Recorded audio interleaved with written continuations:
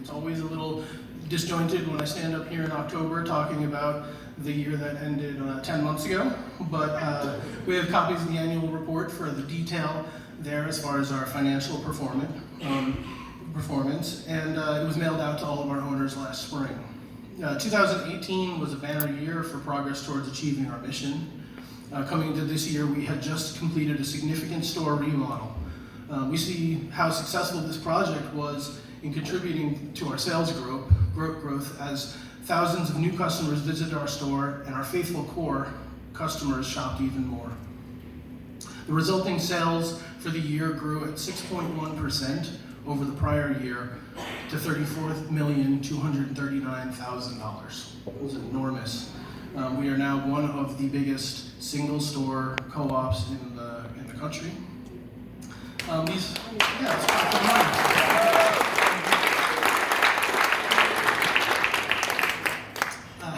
Higher sales coupled with the hard work of our experienced management team and staff led to strong profits and continued strength on our balance sheet.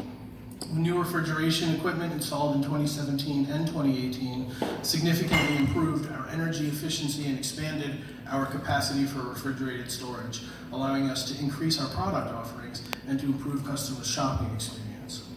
We realized a long-term goal of bringing our hard-working staff into co-op through automatic ownership. It was an accomplishment I'm very proud of. It was something we talked about for years.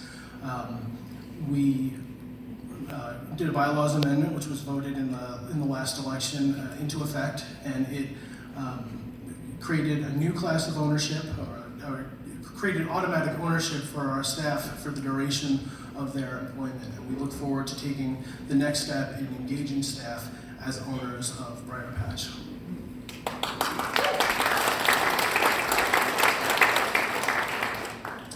I do want to pause here and address a topic that was a source of considerable feedback, questions, and even some angry emails in the past year.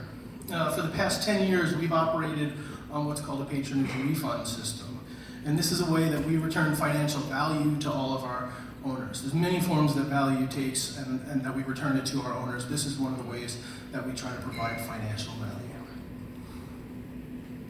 I hope I can clarify some of the questions that came up that we've received.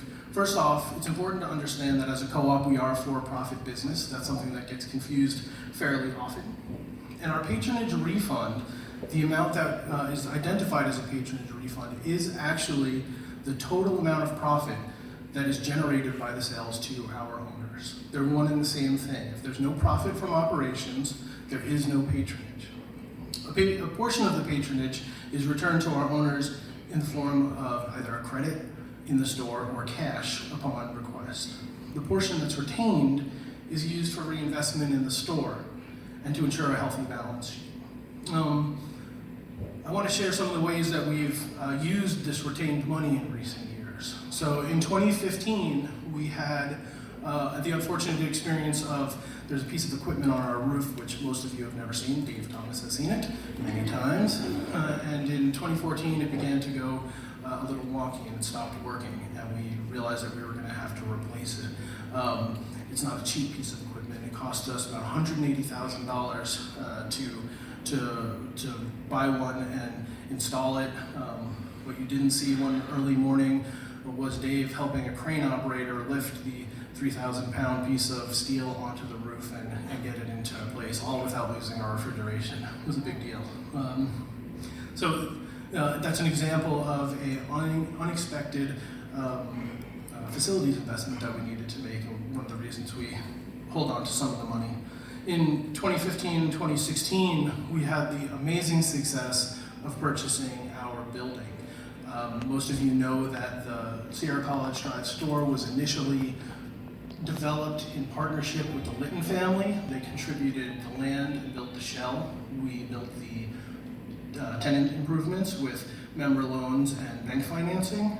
And after 6 or 7 years of very successful operations, we had enough money to make a down payment and we were able to purchase the building, which is an enormous victory towards securing the co-op for the long-term future of Grass Valley and Nevada City.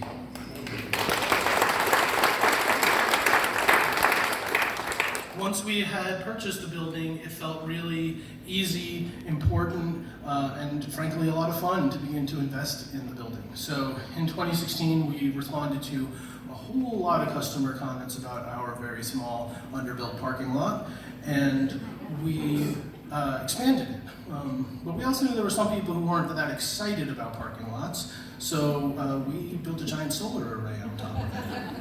And that was a $1.2 million project that we undertook. We were able to stay open every single day that construction was happening, and now we have a great offset to the demand of our store operations in the form of solar energy, and we have ample parking, enough so that we were able to park 2 refrigerated trucks there for the last 4 days without any difficulty. Following that, in 2017, we undertook a store remodel, which I just mentioned.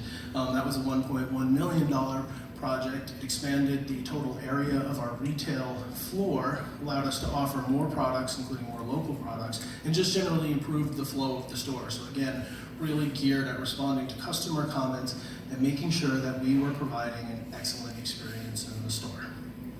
And we know that everybody likes to stand around in the aisles and chat with the people they run into and wish they hadn't.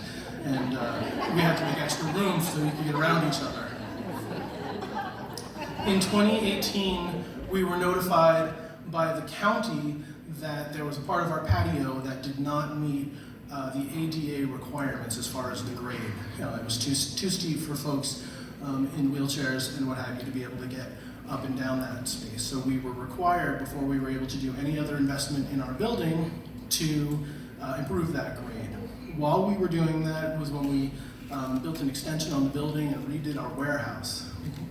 It goes without saying that when we made the initial development of the store, nobody was talking about, oh, this is probably going to do $34 million in 10 years. That was not even on in the concept. But here we are, and we found in many ways our store was underbuilt. So while the notification from the county was difficult and in some respects disappointing, it did allow us to say, well, since we have to start cutting up some concrete, we're going to address the shortage of refrigerated space here. And one of the key things, in addition to just overall storage that provided for us that I like to highlight, is it helped us to support our local farmers more effectively. Because ultimately, we want our farmers in the field, we want our farmers successfully running and growing their businesses, and prior to this, what we generally had to ask of folks was that they were frequently delivering because we didn't have the room to store multiple days of product. And now with this additional space, we can take deliveries less frequently, which allows our farmers to take that time back and invest in their business. So that's a really big deal, and we're really proud of that.